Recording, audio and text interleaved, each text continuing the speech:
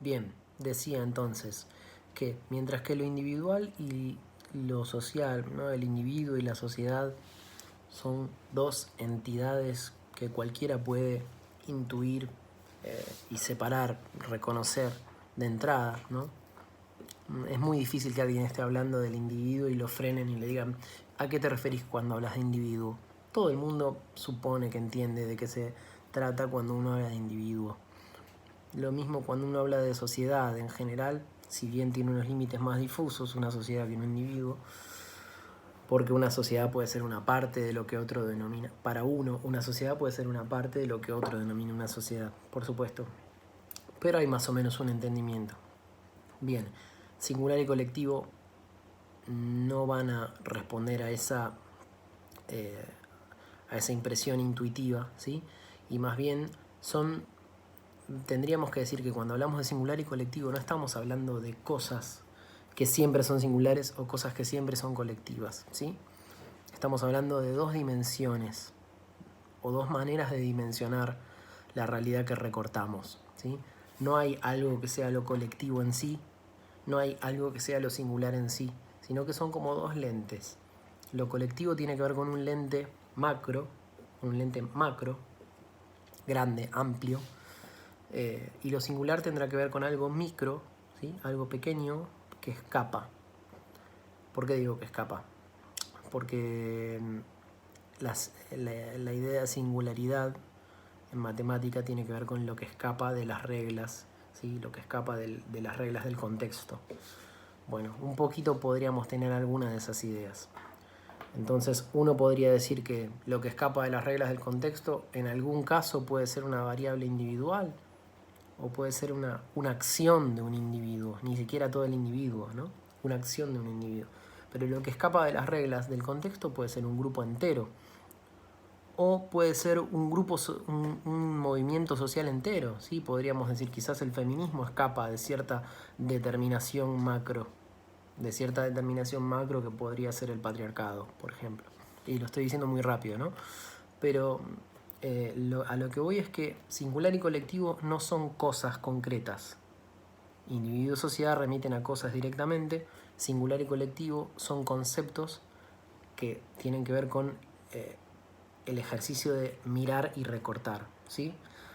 Entonces, lo colectivo tendrá que ver con esto de, si se quiere, lo más amplio.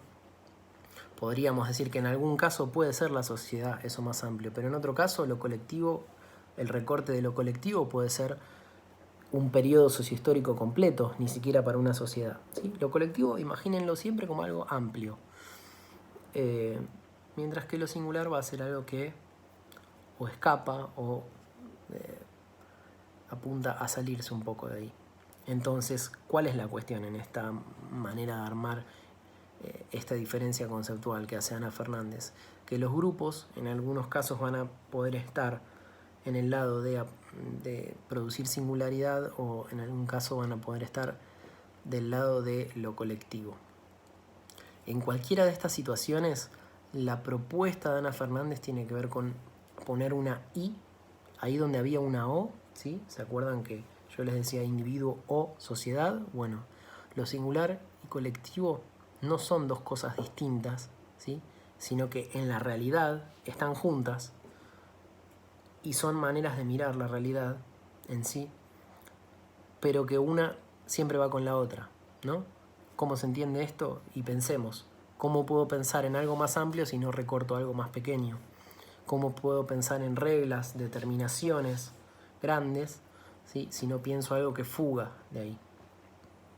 ¿Y cómo puedo pensar que algo fugue si no estoy pensando en que fuga de algún lugar donde había un cierto encierro o algo cerrado, ¿sí?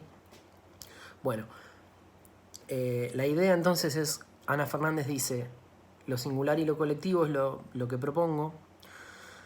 No lo explica tanto como se lo acabo de explicar yo a ustedes recién, pero darle esta vuelta sobre los conceptos les va a servir, obvio. Pero lo que propone Ana Fernández es que estos conceptos no tienen que dar lugar a una resolución, ¿sí? Porque va a haber tensiones en la manera de pensar estos conceptos. Uno no tiene que resolver esas tensiones, ¿sí? uno tiene que sostener la atención, y sostener la atención incomoda. Gran parte de la propuesta de Ana Fernández va a tener que ver con eso, con poder pensar en el límite de lo que se sabe, dice ella, ¿no? Poder sostener un pensar incómodo, poder pensar de otro modo. Y ahí va la apuesta de la autora y la apuesta epistémica de la cátedra. Bueno, estos textos, la introducción y el capítulo 2 del campo grupal, entonces, son la bibliografía que teníamos para la primer clase, que teníamos para esta primer clase. Y aquí yo les mencioné algunos puntos importantes de estos textos. Pero como les dije antes, vuelvan sobre la guía de lecturas, trabajen el texto, léanlo y nos hacen las preguntas por el foro, ¿sí? Vamos a estar esperando ahí las preguntas de ustedes para poder trabajar desde esas preguntas y buscar algunas respuestas juntos. Nada, les agradezco por todo, por haber escuchado estos videos hasta aquí y por animarse a emprender esta aventura que se llamará Comisión 4, suponemos. Saludos.